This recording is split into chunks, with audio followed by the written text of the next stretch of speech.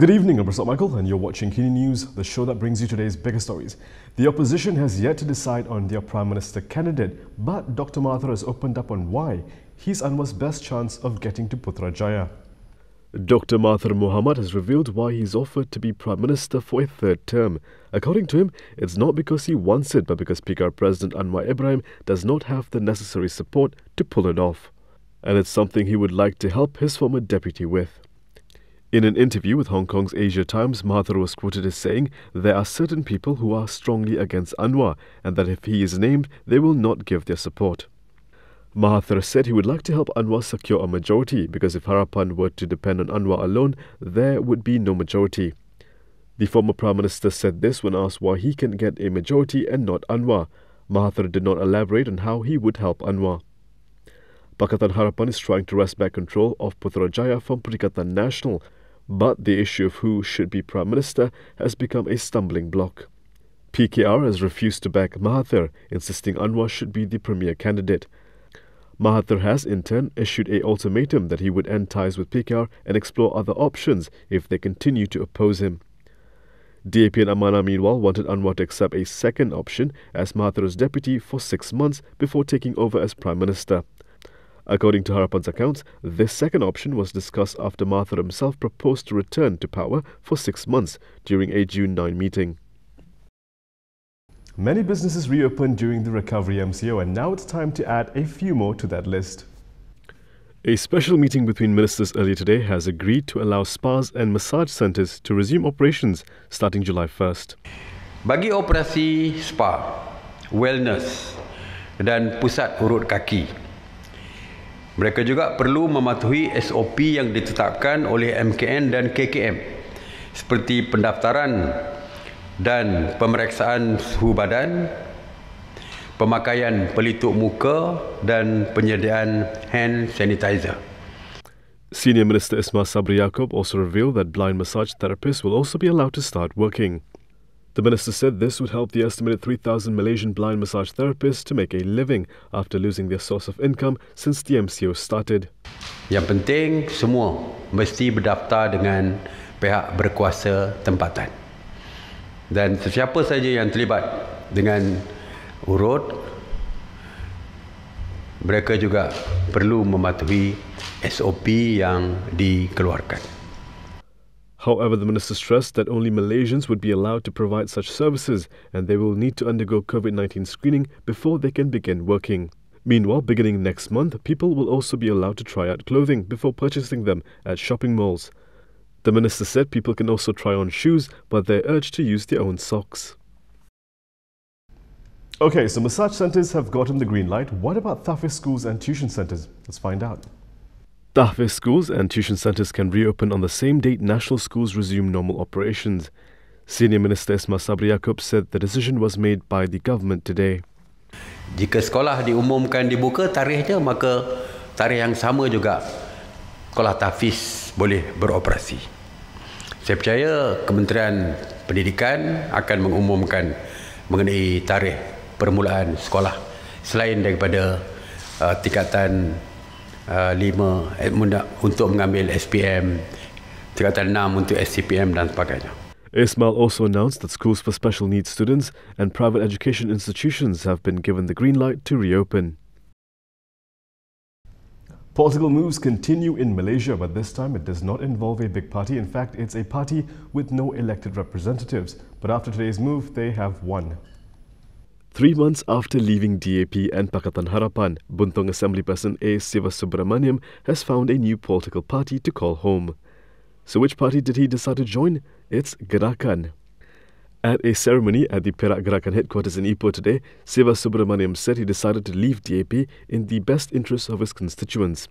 Describing his time in the Pakatan Harapan administration in the state as bitter, he claimed that a small number of DAP leaders would often interfere in government affairs for their own interest. Malangnya apa yang terjadi selama 22 bulan di negeri Perak adalah amat mendukacitakan. Kita semua kenal kononnya DAP adalah sebuah parti politik yang berpaksikan demokratik dan multiracial. Tetapi keadaan sebenarnya adalah terlalu pahit. Demokrasi dalam DAP Negeri Perak dikawal oleh 1-2 orang yang berkuasa mengenepikan kesuburan demokrasi dalam parti itu. He mentioned in passing that the DAP leaders he was unhappy with were cousins, which likely meant he was referring to Perak DAP chief Ngah Komeng and Perak DAP advisor Ngah Kuham. Siva Subramanyam also reaffirmed that he was supportive of Perak Menteri Besar Ahmad Faizal Azumu and that members of 21 DAP branches in his constituency will be switching allegiance to Gerakan as well. He left DAP on March 9th along with Trono Assembly Person Paul Yong and Titi Serong Assembly Person Aznol Zulkarnain Abdul Munaim. With Siva Subramanyam's entry into Gerakan, the party will finally have a lawmaker.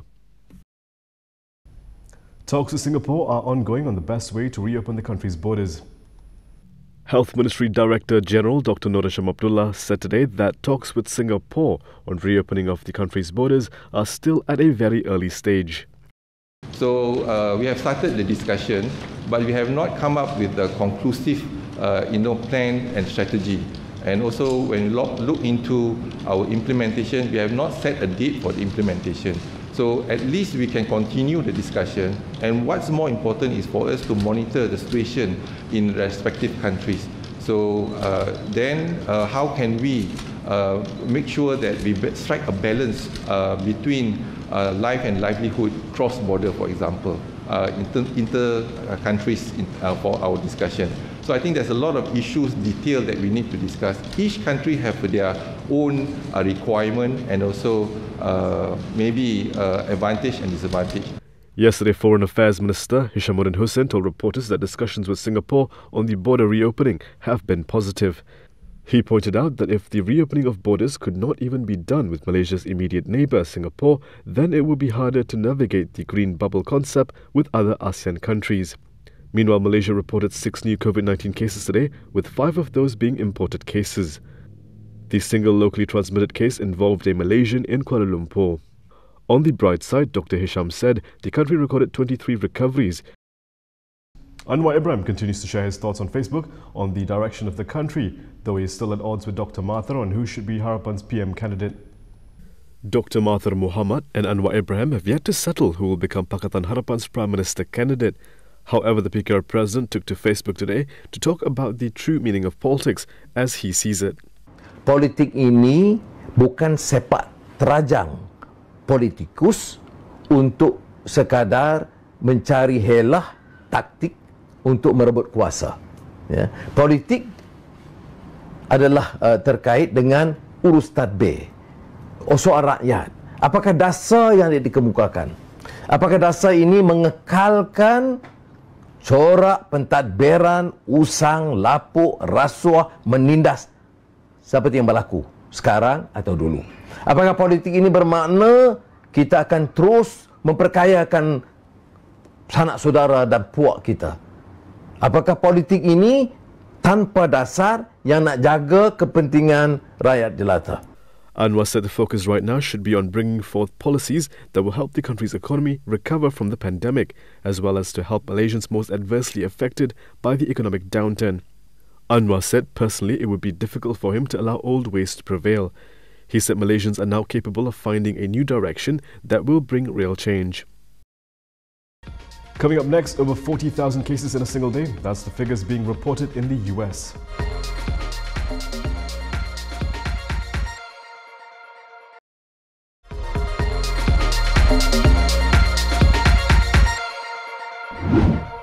There's a massive spike in new COVID-19 cases in the US, with Texas deciding it's too soon to reopen. The governor of Texas temporarily halted the state's reopening on Thursday as COVID-19 infections and hospitalizations surged and the country set a new record for a one-day increase in cases. Texas, which has been at the forefront of efforts to reopen devastated economies shut down in the face of the coronavirus pandemic, has seen one of the biggest jumps in new cases, reporting more than 6,000 in a single day on Monday. You should wear a face covering or a face mask. Now, this is not where we plan to be or wanted to be. We have to sober up to this reality. We're still in the first wave. You violate the quarantine, you will then have to do mandatory quarantine and you'll be fine. Texas has also set record hospitalizations for 13 days in a row. Abbott has also suspended elective surgeries in the Houston, Dallas, Austin and San Antonio areas to free up hospital bed space. Texas' rising numbers are part of a nationwide resurgence in states that were spared the brunt of the initial outbreak or moved early to lift restrictions on residents and businesses. Cases rose across the United States by at least 39,818 on Thursday, the largest one-day increase of the pandemic. More than 36,000 new U.S. cases were recorded on Wednesday, a few hundred shy of the record 36,426 on April 24th. Also reporting record rises in cases this week were Alabama, Arizona, California, Florida, Idaho, Mississippi, Missouri, Nevada, Oklahoma, South Carolina, and Wyoming. While some of the increased numbers of cases can be attributed to more testing, the percentage of positive results is also climbing. The Trump administration has tried to soften nationwide concerns about the pandemic, even as a dozen or so states see worrisome increases. You know how the saying goes, you'll never walk alone, and for all those who have stuck by the club all these years, it has paid off. 30 years of hurt came to an end for Liverpool when they were confirmed as Premier League champions on Thursday, courtesy of second-place Manchester City's 2-1 defeat by Chelsea. The result at Stamford Bridge means Liverpool have an unassailable 23-point lead over City with 7 games left. Liverpool were last champions of England when they won the old First Division title in 1989-1990, after which a decline in fortune saw Manchester United, Arsenal, then Chelsea and Manchester City seize power. Inspirational manager Jurgen Klopp has rekindled the Anfield flame though and delivered the club's 19th top-flight title, one behind arch-rivals United's record of 20, after finishing runners-up to City in a thrilling race last season. As the Chelsea game moved into stoppage time at an empty stadium in London, 350 kilometres away outside Anfield, Liverpool fans began lighting red flags as celebrations began. Also watching from afar was an emotional Klopp. In the last 12 months, Liverpool have won the Champions League, the UEFA Super Cup and the World Club Cup, but regaining their status as top dogs in England, something that almost a given in the 1970s and 80s, was the priority. Despite the COVID-19 pandemic forcing a 3-month suspension of the season and delaying Liverpool's coronation, they have won the title with a record 7 games to spare. City manager Pep Guardiola paid tribute to Liverpool. Big congratulations to Liverpool, said the Spaniard, whose title-winning side finished 25 points ahead of Klopp's team 2 seasons ago. And that is all from me today. For more stories, you can go to KiniTV.com. You can also follow us on Instagram, Twitter, YouTube and Facebook for the latest news updates. We'll be back with more next week, same time, same place. I'm Prasad Michael. Thank you for watching.